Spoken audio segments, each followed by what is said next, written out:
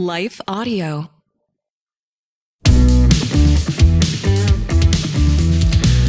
Bundle up, Buttercup. It's Banter Town. Talk about that. I thought it was buckle up. Well, yeah, but it's winter. So you bundle up the Buttercup. You are the Buttercup. Oh. Yeah. Wait a minute. I was calling the listeners Buttercup. You're calling them your little Buttercup. Yeah. By the way, you know what I watched the other day? What's that? Three Amigos. My little Buttercup. And they're also scared because the guy, the German, had just come in. Yeah, so there was a mistaken identity. It's a great piece of comedy. Yeah. I wonder, though, because I have not watched the Chevy Chase documentary. Oh, yeah. Do they cover that movie?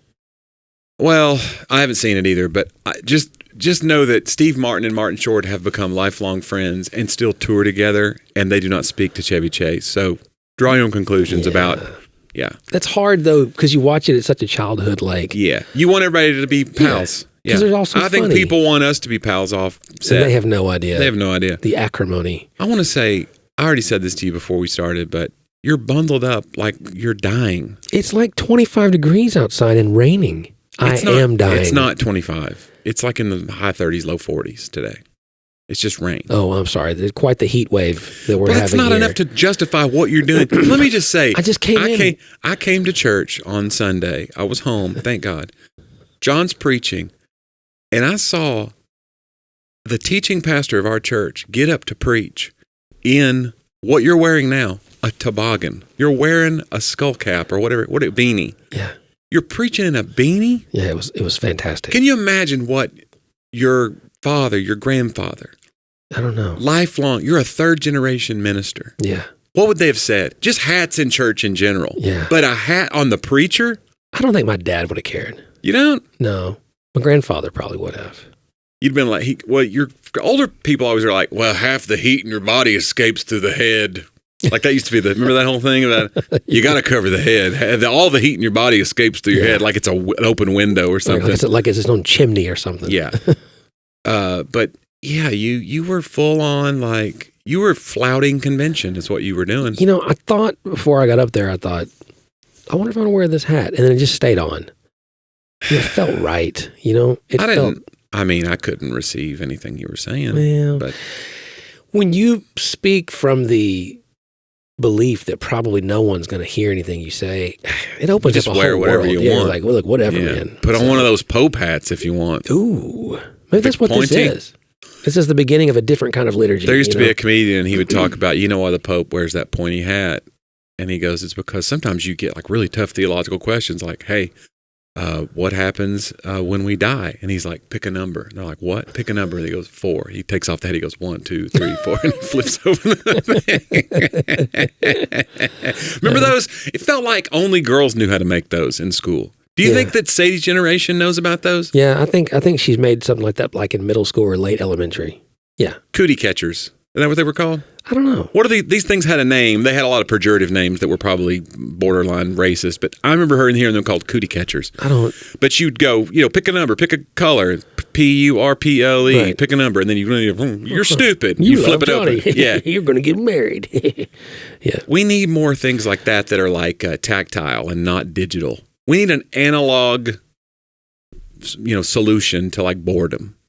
We need more analog boredom solutions. So my daughter and I, last night, I convinced her she's going to watch 5 documentaries. Yeah. On the digital world over the next 3 months, like right. Social Dilemma and these others. Where I was like, hey, you're almost 18, and it's kind of like smoking. If you're going to choose to smoke, I want you to educate yourself on the dangers of it. And she was like, yeah, she's so reasonable. She was like, yeah, that's great. I was like, what if she watches and just becomes radicalized and she's like, not only am I giving up social media, but everyone that's on it is... I would love it. I would fund that. She'd become a huge activist against it. I would start a nonprofit and make her dreams come true. The Sadie Fund. Yeah.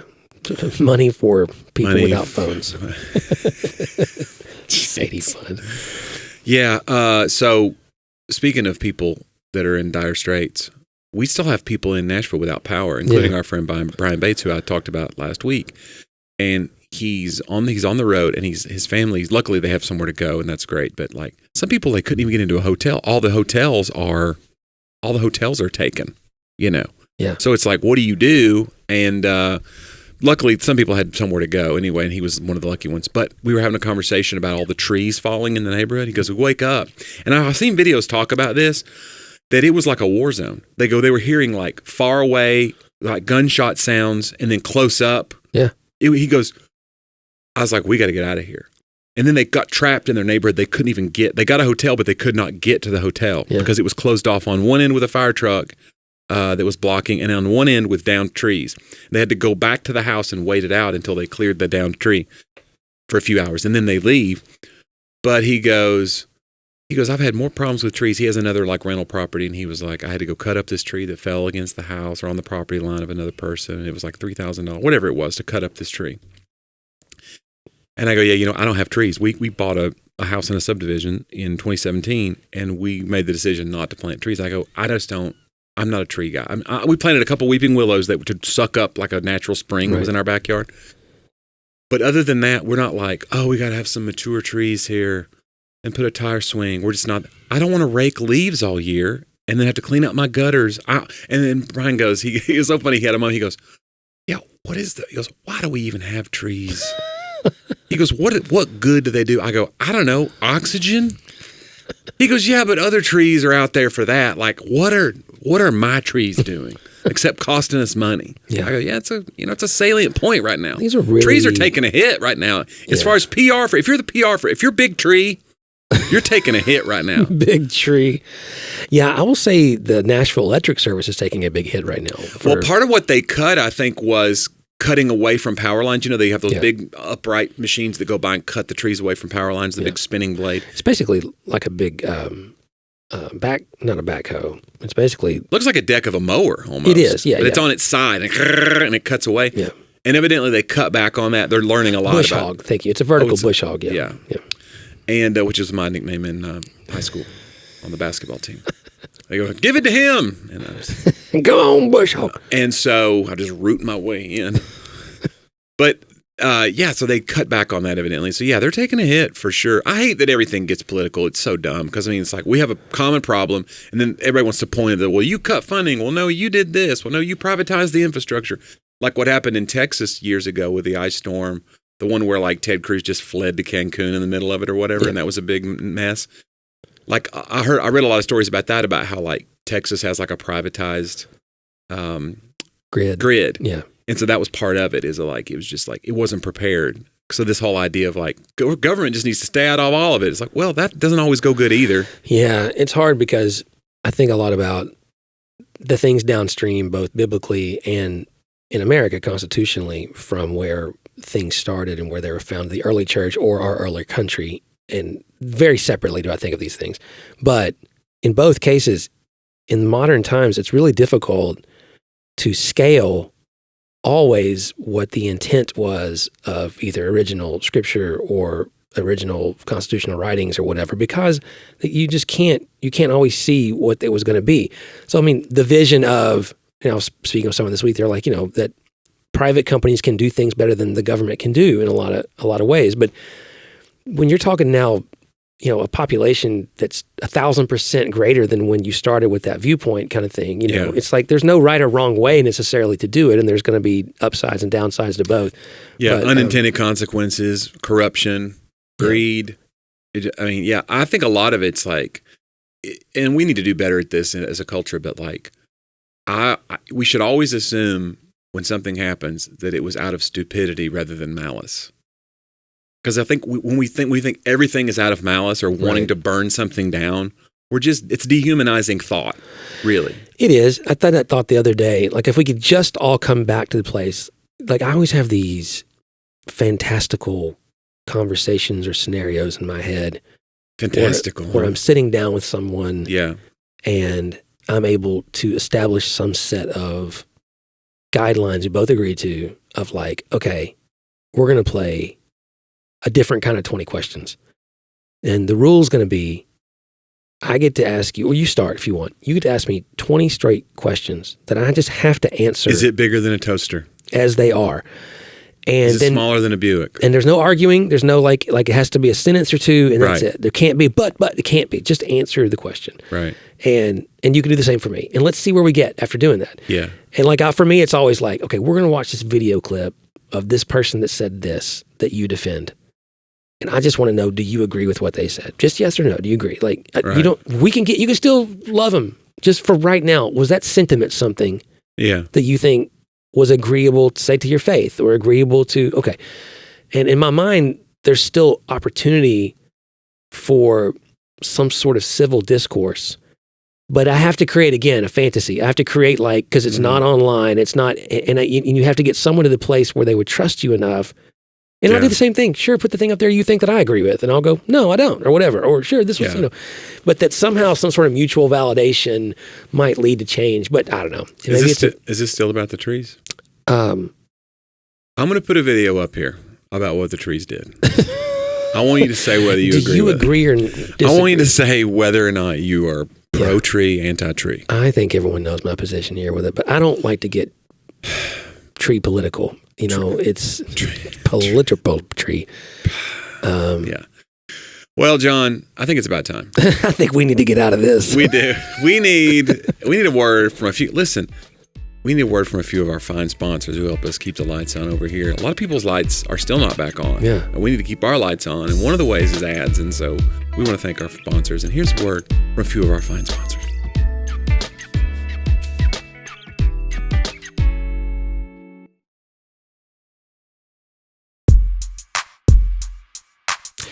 And we're back. So I had a moment. I wanted to tell this story. Oh, okay. This is kind of like one of those stories that you kind of want to take to your grave. But then I think, you know what? Here we are. We got a podcast. I'll tell the story. So I get back I was away with Nate doing shows. And we did shows in St. Louis. We did shows in Toledo. And then Knoxville was canceled for the ice storm. So we were in limbo. And we can't get back. And so Nate had to be in California. So I was offered the opportunity to either go home, miss Toledo show, try to get ahead of the storm, or I would kind of be stuck with them, and they were going to go to Vegas and hang out a couple of days and go to California. Avoid the weather on this side of the country. Yeah, and get to the west. Yeah, get out west.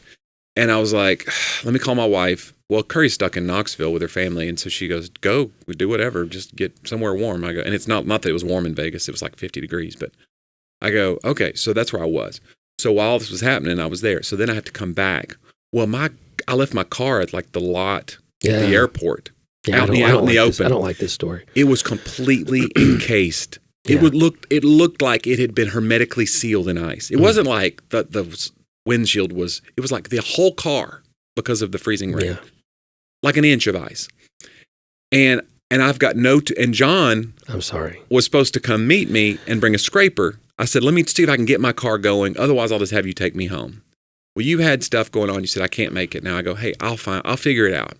So I get to the car and I realize this is worse than I've ever seen a car look. But then I kind of hammer my hand down on the ice and it broke like peanut brittle. Yeah. And I start peeling off sheets of it that are 4x4 sheets of this stuff. It's coming off in pieces. I go, oh, well, maybe we're good. But then I get to the windshield and it's some of it came off and some of it didn't. And so I'm looking around in my car for anything. I'm looking at my, old credit cards. I'm trying to get underneath there because you can peel it off if you can get underneath it. Yeah. It was just coming off clean. And then I got to a point where I could not get it. And there was a big chunk and I was like, I can't leave like this. There's too much of my windshield blocked by this ice for it to be safe. And so I remembered that we bought this handle thing for Curry's dad off the internet that hooks onto where your door catch is in the inside. And it helps old people get up because it's like a handle. And it's rubber on one end. And then on the other end, it's a hook. And I was like, I took that thing and I started beating on the ice on my windshield to whatever. It's a good way to break your windshield. And so I'm clink, clink, clink, to try not to go so deep, but it was cracking and then flow and I peeled a little bit off it and I didn't get very far with it, but I must have hit that ice 40 times with that thing, whatever that device was. And then I'm looking at it later on.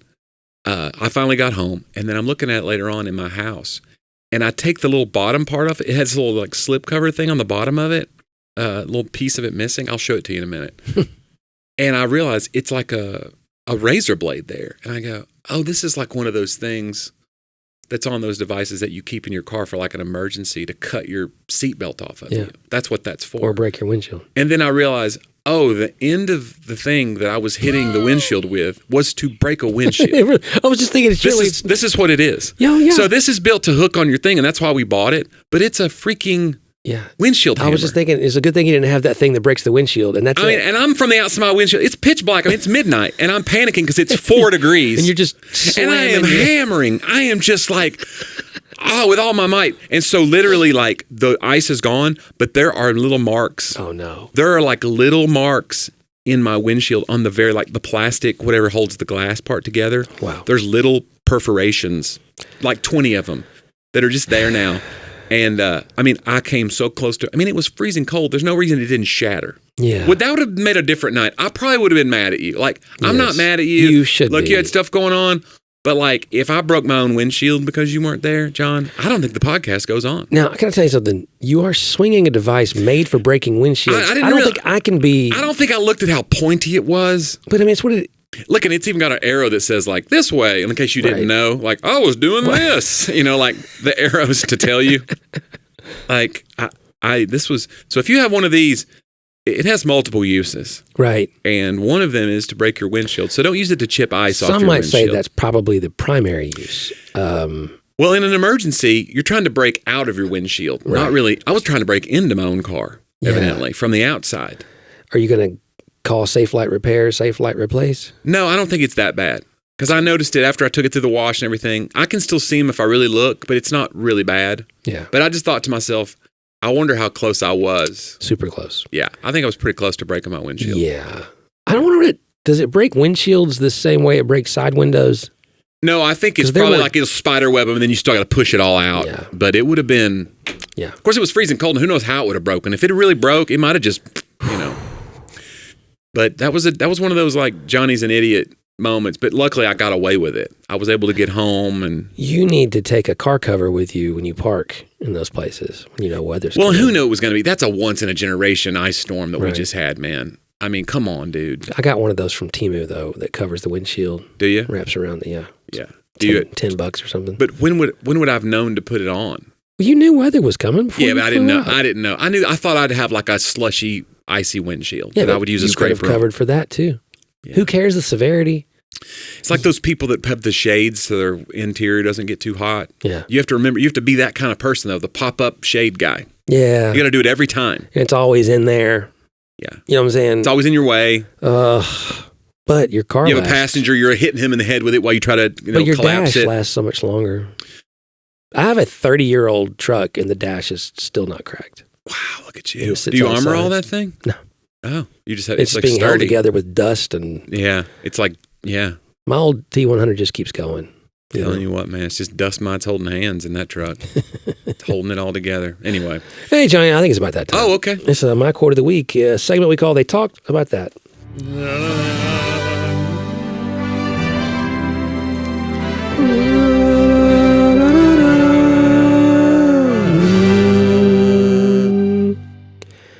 I've quoted A.W. Pink before. You did? I'm going to do it again. Because... Same quote? No, that Same quote. No, so he was a British evangelist, pastor, theologian. This is the guy that, if you remember, wrote a bunch of stuff, but during his lifetime, nobody really read it. So gives hope to you, right? Yeah, exactly. You're like, maybe I'll be appreciated finally. Maybe someday.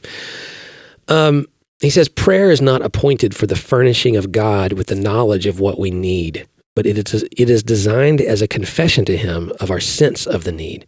In this, as in everything, God's thoughts are not ours. God requires that his gifts should be sought for. He designs to be honored by our asking, just as he is to be thanked by us after he has bestowed his blessing. But the idea, and Laura and I have been talking about this a lot lately, and there's a guy named Pete Gregg who is the head of 24/7 prayer movement that does the Lectio 365 app. Mm-hmm. And he has a family member with a medical issue, and he was on a podcast talking about, I lead the largest global prayer movement. Yeah.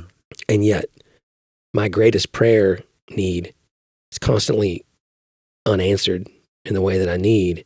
And he was talking about the tension of that. And I think Laura and I have been talking about that. And lots of people come as praying with somebody on Sunday. I mean, it's a real difficult thing. And I remember when Sadie was little and you're teaching her, hey, when you have a problem, you pray. And like she would pray and then turn around and go, nothing happened. Like, because there's an expectation. And that's a hard place to be, I think, for all of us theologically. So I liked that Pink brings it into, hey, if God already knows what we need, what's the point of doing this, especially if it may not end up in the answer that I'm asking for? And Pete talked about that, like, well, the first thing that all this brings is lamenting. I mean, crying that thing out to God because it's unanswered. Yeah. And that time of complaining to him, there's a complaining about him and there's a complaining to him. And I think I've spent a lot more time in the last several years complaining as a matter of prayer. Because again, I'm not really furnishing him with the knowledge of what I need, right? That's the idea is, why are you not getting this? Do you not know? But the act of confession, right? That sense of need. And what's crazy is, there's studies out about how the human brain, that negative things take up more space in the human brain than positive things. And I think that applies to prayer because I am closer to God, I feel, in the aftermath when I look back. There was a feeling, even when I'm frustrated and lamenting and complaining and even angry and trying to bring these things to him, there's something intimate about that, right? Because you have to cling to faith. One, you can't, you know what, this is all just a farce. You're not really there, but there's always something God has done. And then that submission of, well, if you don't do what I want, if you allow to happen what I think is bad, what then? Like, what am I going to do with that? Yeah. And when you go back and look at the biblical figures, they live with that constantly. I mean, just look at Moses or look at Joseph or look at whomever. Look at Jesus. There was a sense of submission to, I think you used the word at lunch today, and it's such a hard word. It wasn't in our traditions growing up, but the submission to sovereignty. And then, but if you submit to sovereignty to the place that you go, well, what's the point then of even asking? And there is a point, and I think that there is often an answer. I'm just less aware of the answer when it's positive. I just am. My brain has less room. Right. Like I can't tell you how many times that I've had some major crisis it persisted maybe for months on end, that I'm going to use an old school word, but I'm travailing in prayer. Like I am suffering in this prayer time. Yeah. Like really going, I'm hurt, I'm worried, and I'm doing all I can do. And then God does something. And there's a resolution. And it's this moment of relief, but the celebration or the relief is not always, in at least time, I think, commensurate to the level of crisis I was in. I don't thank God now that it's answered as much as I complain to God to get there. Yeah. I don't feel as good in the opposite way as I felt bad in a lot of cases. And the other big crazy thing is by that night, but just within the same 24 hours, I can begin to feel the same negative or difficult things about something else. Yeah, you move on to the next crisis. Yeah. So I like that idea that there's a purpose of prayer that is not just getting my request across, and that there is also a value to the seeking. Like maybe the biggest value is to the seeking, not to dismiss the need or that we need the answer, because we do a lot of the time, but it's not wasted time when the answer doesn't feel. So I'm working on that. It's like prayer reminds us of our helplessness too. Like when we have to go, like, especially if you get to a point in life, middle age or whatever, you're making money or whatever it is, you're used to being able to, like, I can write a check and get out of this, or I'm insulated from this pain by my whatever level of affluence you get to. Yeah.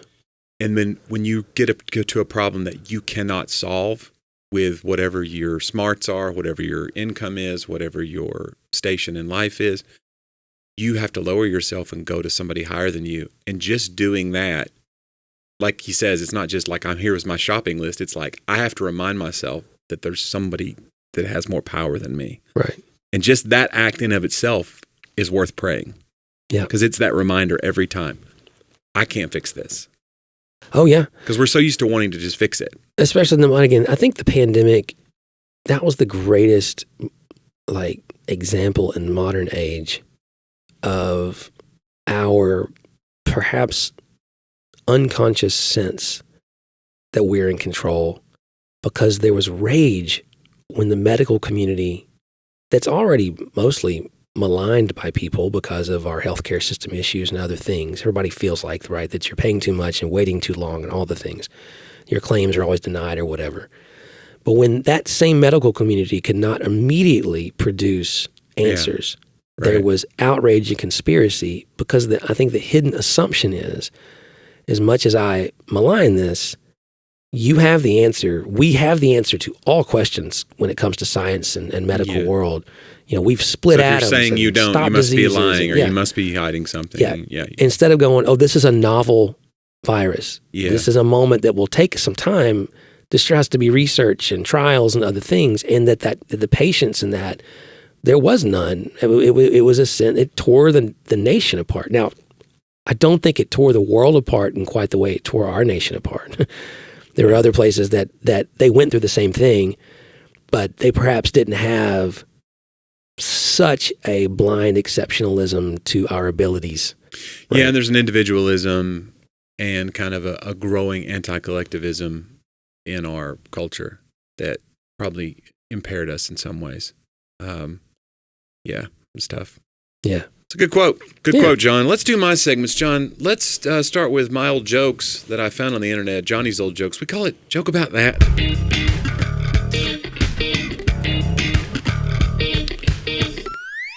John, a woman brought her sick duck into a veterinary clinic. This is a true story. As she laid it on the table, the vet pulled out his stethoscope and listened to the bird's chest. After a moment or two, the vet shook his head and sadly said, "I'm sorry, your duck has passed away." The distressed woman said, "Are you sure?" "Yes, I'm sure. Your duck is dead," replied the vet. "How could you be so sure?" she protested. "I mean, you haven't done anything, any testing or anything. He might just be in a coma or something." The vet rolled his eyes, turned around, and left the room. He returned a few minutes later with a black Labrador retriever. As the duck's owner looked on in amazement, the dog stood on his hind legs, put his front paws on the examination table, sniffed the duck from top to bottom. He then looked up at the vet with sad eyes and shook his head. The vet patted the dog on the head and took it out of the room.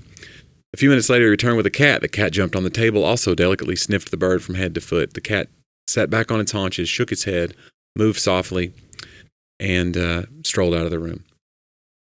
The vet looked at the woman and said, "I'm sorry, but as I said, this is most definitely 100% certifiably a dead duck." The vet turned to his computer terminal, hit a few keys, produced a bill, which he handed to the woman. The duck's owner, still in shock, took the bill. $500, she cried. $500 just to tell me my duck is dead? The vet shrugged. "I'm sorry, if you'd just taken my word for it, the bill would have been $20, but with the lab report and the CAT scan, it's now over $500. I was really trying to get there. That's a long way for that one. John, a group of senior citizens were sitting around talking about their ailments. "My arms are so weak I can hardly hold this cup of coffee," said one. "Yes, I know. My cataracts are so bad I can't even see my coffee," replied another. "I can't turn my head because of this arthritis in my neck," said a third, to which several nodded weakly in agreement. "My blood pressure pills make me dizzy," claimed another. "I guess that's the price we pay for getting old," winced an old man as he shook his head. "Well, it's not that bad," said one woman cheerfully. "Thank God we can all still drive." Yeah. That one's like one of those, like, it's funny and scary. And also, yeah. John, finally, I got one more. Okay, sorry. This is a 3-joke week. John, while walking down the street one day, a politician is tragically hit by a truck and dies. Her soul arrives in heaven and is met by St. Peter at the entrance. "Welcome to heaven," says St. Peter. "Before you settle in, it seems there's a problem. We seldom see a high official around these parts, you see. We're not so sure what to do with you." "No problem, just let me in," says the lady. "Well, I'd like to, but I have orders from higher up." Again, these are theologically a little bit questionable, but what we have to do is let you spend one day in hell and one in heaven. Then you can choose where to spend eternity. "Really? I've made up my mind. I want to be in heaven," says the head of state. "I'm sorry, but we have our rules." And with that, St. Peter escorts her to the elevator, and she goes down, down, down to hell. I love that sentence. The doors open, and she finds herself in the middle of a green golf course. In the distance, a club, and standing in front of her are all her friends and other politicians who'd worked with her. Everyone is very happy and in evening dress. They run to greet her, hug her, and reminisce about the good times they had while getting rich at the expense of the people. They play a friendly game of golf and then dine on lobster and caviar. Also present is the devil, who really is a very friendly guy, who has such a good time dancing and telling jokes. They have such a good time that before she realizes it, it's time to go. Everyone gives her a big hug, waves while the elevator rises. The elevator goes up, up, up, and the door reopens on heaven where St. Peter's waiting for her. Now it's time to visit heaven. So 24 hours pass with the head of state joining a group of contented souls moving from cloud to cloud, playing the harp and singing. They have a good time, and before she realizes it, the 24 hours have gone and St. Peter returns. Well then, you've spent a day in hell and another in heaven. Now choose your eternity. She reflects for a minute, and the head of state answers, well, I never would have said it. I mean, heaven's been delightful, but I think I'd be better off in hell. So St. Peter escorts her to the elevator, and she goes down, down, down to hell. Now the doors of the elevator open, and she is in the middle of a barren land covered with waste and garbage. She sees all her friends dressed in rags, picking up trash and putting it in black bags. The devil comes over to her and lays his arm on her neck. I don't understand, stammers the head of state. Yesterday I was here. There was a golf course and a club, and we ate lobster and caviar and danced and had a great time. Now, this is all a wasteland full of garbage, and my friends look miserable. The devil looks at her and smiles and says, yesterday we were campaigning. Today you voted for us. Wow. That's pointed. Yeah. Wow. Anyway, politicians. No offense to anybody. No offense if you're out there trying to, I'm sure you're a servant of the people and appreciate everything you do, but maybe cut the trees back next time. If you could. We have strong views on trees here. We really do. Oh my goodness. I'm surprised it's not offending more people. These trees. Oh man. There's got to be other ways to get oxygen. John, let's do This Week in History. We call it Talk About Then.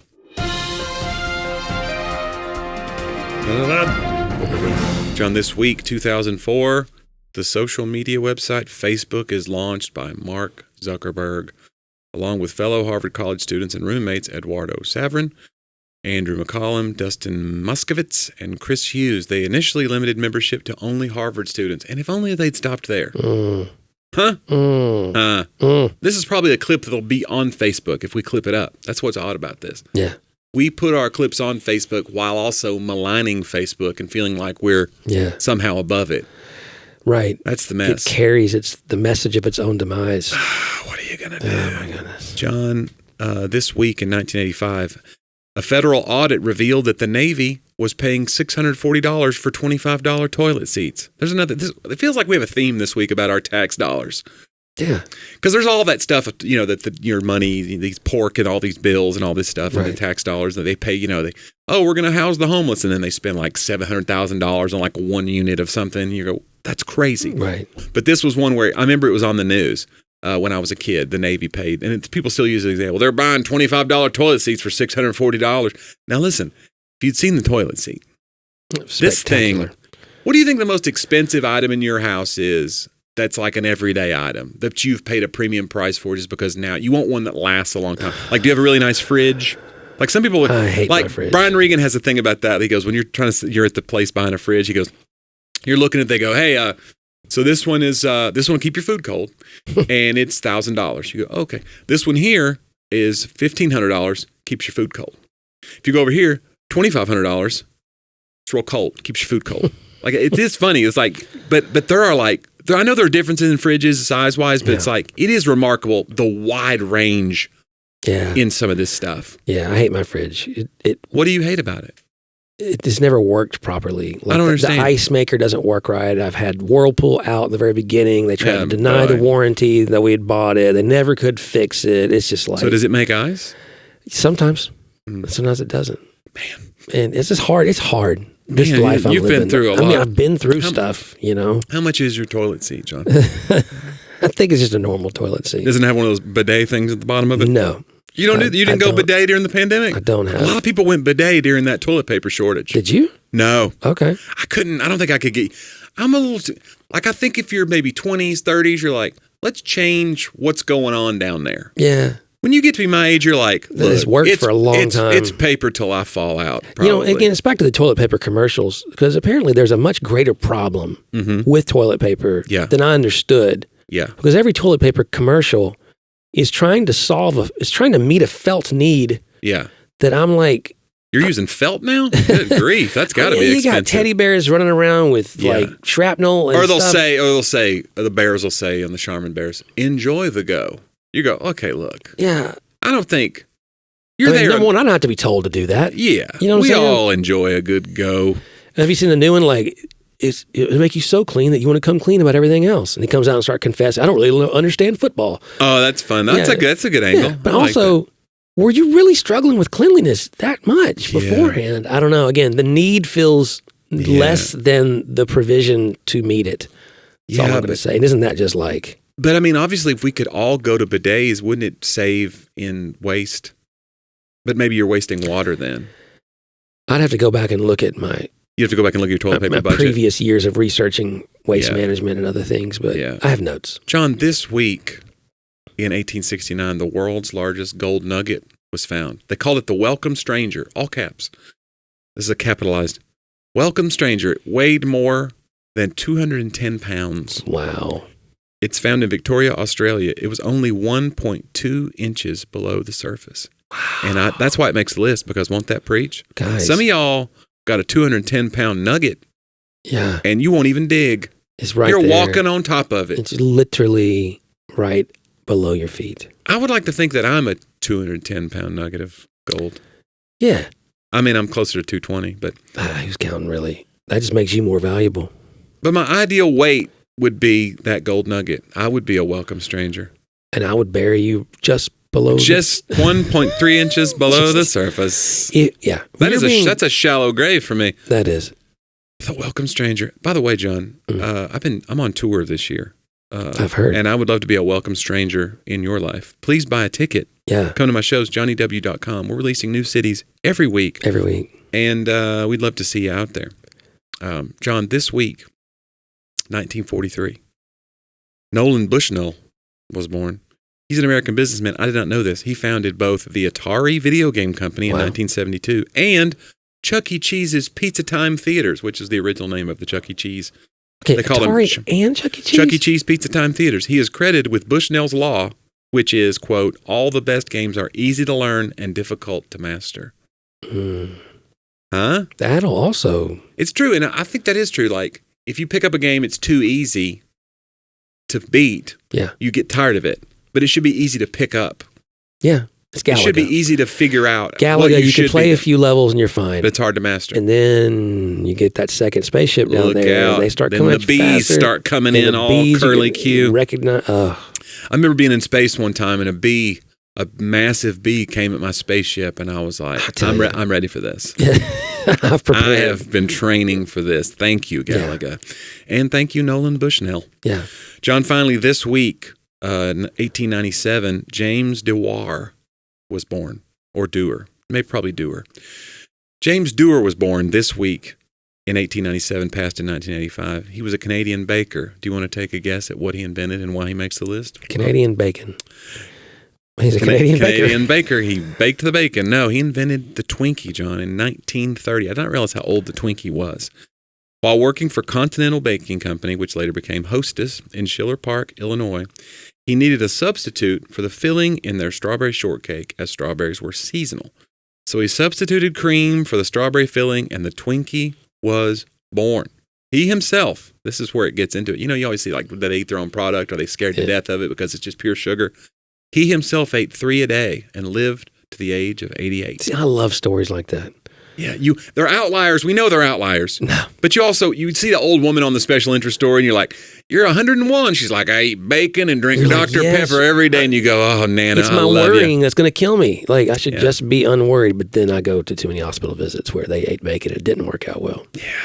I think it has to do with your wiring. It's a lot of genetics, you think. Yeah. She had a good, Nana had the... Yeah. But anyway, James Dewar, we celebrate you. Yeah, I love a Twinkie. Is you like a Twinkie? What's your favorite cake, would you say, of the junk food world? If you were going, your little Debbie's, your hostesses. Oh, before I say that, I'll say we bought my mom an ice cream cake from Dairy Queen the other day. Okay. And it was unbelievable. You can't hide money. I love ice cream. Wait a minute, those are big. Like, it's just the 3 of y'all, right? Who's eating this cake? Well, there's 4 of us in the house. That's a lot, though. That's for like we didn't 12 eat it all people. in one night or something. Oh, okay, you put it up. I put it out. I took it down over the course of about 3-4 days. Yeah, and it was so spectacular. You know, I got something you could use to chop up that cake. It's a little device I like to call the windshield smasher. I'm trying to think of what to your original question. Yeah, if you go to a gas station, what's your go-to? Like, I need something sweet, and it's completely full of preservatives, but I need it. Are we doing cake or candy bars too? Well, we've done candy bars in the past. I'm thinking cakes. I'm thinking pastries. Because we're on the Twinkie. A lot. You don't get a pastry? What do you get? Oh, man, I'm a sucker for the donut case at these little QTs and stuff. Yeah. You go to a Quick Trip, and you're like... Like the Krispy Kreme donut case? Yeah, but it's not Krispy Kreme, but it's like their knockoff QT Krispy Kremes. I'm trying to think. I would do oatmeal cream pie because you're just bland as they come. What about a double-decker oatmeal? The ones that are gigantic. I like oatmeal cream pie. It's like a Big Mac. They got that extra thing in the middle. Yeah, they're really good. That's too many. I do like something like I like Boston cream donut, something with a lot of cream in the middle. Yeah. So that's why I like a Twinkie. Fudge round. Oh, they're so good. Yeah. What do you think, listener? Send us a note. Tell us your favorite and defend it. Now, defend it why it's the best and why our choices are wrong. Yeah. Send a note to hello@talkaboutthatpodcast.com. Make a case for it, and then maybe we'll reveal the results. Dude, I do like a good honey bun, too.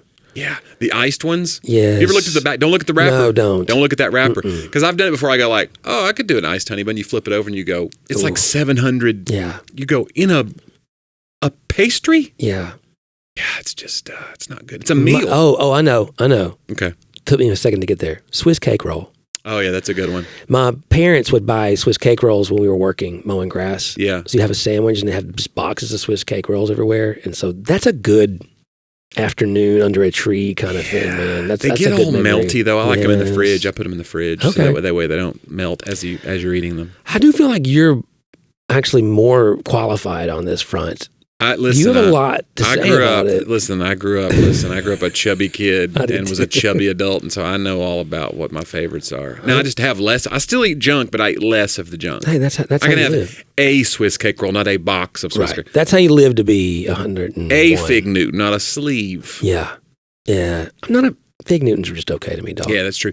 Fig Newtons were interesting during that whole fat-free time that we all went in the fat-free craze because they were fat-free. So people were just like, I can have as many of these as I want. You're like, watch yourself. Yeah. That's before you have diabetes. Yeah. Had a balance of understanding how the macros and the other things now work. People want all fat. You have these people on these all fat, like, well, what's wrong is you're not eating enough bacon. Yeah. You go, I don't know. That feels right. Yeah, it's interesting. I'm a lower carb guy when I'm trying to lose weight, I don't do keto stuff straight anymore. I did that for like 3 years and it was awesome. Oh, anybody that listens to the pod knows about all of our journeys. But now I just want variety. Like I want balance, moderation. So today I got salmon. The last time you and I ate out, I had the burger. You know what I'm saying? Moderation. It's just, You're trying to, that's the thing. You're like looking at me like, I wonder what you're going to do for omega-3s. You're like looking at me like I'm just because I got the burger. I judged you a lot. That's fine. Actually, I think I live vicariously through you. Do you? I'm like, oh, that would be great. Must be nice. I try to reach over and eat extra stuff off of people's plate. It had to be really close for me to like really. No, you could have had a few of my fries. I wouldn't have cared. I'll take a look at the fries, and stuff, especially if they're crinkle cut. Oh, yeah. And I'll be like, dude, you're not going to eat all those. Crinkle cut fries are great because they're great for like just pulling as much ketchup onto the fry. It's got those grooves. You can just be like, boom. You could not over salt a crinkle cut fry for me. No. You could just cover it in salt and I would just eat the whole thing. And, it's just what it is. We're going to be so fat. Yeah. I mean, this feels like. It's fine. Everything's fine. It's like we're in a support group. Everything's great. Just keep taking your vitamins. Are they working? We'll find out if I don't die. Maybe I'm peeing them all out. I don't know. All I know is I have a Dr. Pepper and a slab of bacon I think we should day. start a supplement and a vitamin or something because for real, there's no accountability to it. Yeah. It's kind of like... Because all of them have to say on the back, not FDA approved or whatever. The FDA has not investigated these claims. It's like, well, did all that vitamin C really help you? I don't know. I can read about some other guy that lived to be 100 or... And if it doesn't, no one will ever blame the vitamin. They would never go, well, he died at 67 because he didn't have... No, they won't do that. Yeah. You won't be blamed. It's kind of like how I feel about investment guys. And I have some great investment guys right now. But I've had guys before that if the market does well, Yeah, they take credit. Then they go, see, we were right. But if the market does badly, They go, well, it's the market fault. It's volatile. Like, what are you going to do? It's like, when do I want to not be responsible except when, and weathermen can be kind of the same way. Like, or women. We didn't know, weather people. Excuse me. We didn't know that this extra snowstorm was going to suddenly happen. I mean, you can't predict the weather. That's my living. Could have covered their car. Just bring a hammer with you. Just bring one of those glass breakers. Break your way. Just smack all over your windshield. Listen, the ice is a lot like glass. You're just trying to break that outer layer of glass without getting to the lower layer. Sometimes, guys, what you got to do is find a way to break the ice so you can get through. Speaking of breaking the ice, John, how would somebody find out more about the podcast? They go to talkaboutthatpodcast.com. Break through the earlier layers of the show when we're still figuring out what we were going to do. Yeah. Maybe go backwards. I would start in the present and go backwards, yeah. I think it's a more enjoyable journey that way. Okay. But do whatever you want to do. It's like prequels then. You know what I'm saying? Or you could go back and listen to one 5 years ago and be like, they had no clue. These guys. I want to hear from listeners because we have quite a few who've listened to full, almost 400 episodes. What do they prefer? And what's better? Like, I've been told they liked that. Some people they liked it before the segments. Really? When we were really extemporaneous and going where we went. We're pretty extemporaneous anyway. Yeah, this is a well-oiled machine now. I think it's a good balance of like keeping us in between the lines, but also letting us just like debrief our week and debrief our thoughts. Yeah. And come out against Big Tree. If there's one thing we've done today, sometimes you got to stand for what matters, Yeah, it's like people just defend the rainforest so much. And now I'm just like, maybe there's stuff we don't know. What did this rainforest do? They were cutting them down. How many? Yeah, maybe it's getting ready to fall on a bunch of power lines. Yeah. Do you know how many power lines? Do you know how many ice storms there are in the jungle? Probably none. There's probably zero ice storms. They're just bringing down the zip lines. That's all they are. So. Oh, that's what it is. Yeah. These Amazons. Wait, the Amazon. Not Amazons. I don't know. There were Amazons. I'd like to apologize to anybody that's listening. Part of the Amazon. I apologize to any Amazon listeners we have. Yeah. Unless maybe you work for Amazon. Yeah. .com. I wonder if that'll be on the ads now. Could be something. Something else. I don't know. Well, hey, that's a lot of fun though, Jonnie. Hey guys, please buy tickets to Johnny's tour. You will not it's not there's not a lot of pressure, but it's just this does reflect on me if we can't sell the tickets. It just would mean a lot to me, and I don't ask for a lot. He doesn't. He does try to get you to become a patron every week, and I'm sorry, but this feels manipulative. This would be. Listen, here's the thing. If I'm going to make a sacrifice right now. Okay. For the podcast. Okay. If you have to choose becoming a patron and buying a ticket to Johnny's show on this new upcoming tour, yes, I want you to choose the tour. Oh, John, how about that? Nice. Yeah. I want people to do whatever they want to do. No. Oh, sure. That's fine. Because honestly, we profit either way. I don't profit from your tour. Meanwhile, you got a $700 toilet seat at your house. I will say this. Those are your words. I wrote for a pastor in Dallas, Texas, in a big church called Watermark, which is an unbelievable place. Yeah. It's like the anti-mega church. Like they're just doing community really, really well. But first time I visited, I had to go to the bathroom. Okay. And I walked into their bathroom and they had the most luxurious toilet seats I'd ever foamy? No. What was luxurious about it? Substantial, like comfortable. Do you need a substantial seat? No, I don't. But it was like they really invested. Are you sure this wasn't just a chair that you were? You're like, I couldn't believe how it sat like a chair. Like I was saying, it was like, oh, okay, it was a real this throne. Is one of those. It really was. Like this is a place that you could spend some time. Yeah, and you did. I don't know. They're like, where did he go? I don't know. He's here to. He's supposed to be writing today. Sheesh. But yeah, shout out to the toilet seats at Watermark Church. That's well done, guys. That was the weirdest endorsement I've ever heard. They didn't even, not a sponsor, but evidently it doesn't matter. I'm promoting windshield hammers. You're promoting weird toilet seats at churches. Listen, we do what we do here, guys. It's a well-oiled machine. Yeah. So, Well, guys, thanks for the time you gave us today. Let's do it again next week here on Talk About That.